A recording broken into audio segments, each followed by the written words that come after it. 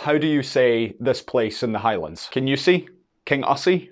Kingussie? And why are places like this and this so challenging to pronounce? Because it's not Milngavie or Kirkcudbright. Well, like thousands of places across Scotland, these names come to us from Gaelic. The original name for that Highland town is Kingussie, which is Gaelic for head of the pine forest. Over time, Kingussie became anglicised to Kingussie or whatever you said. But this same thing has happened across thousands of Scottish places. For example, Milngavie, Gaelic, Miall na Guya, Windy Hill. Cumbernauld. What's it called?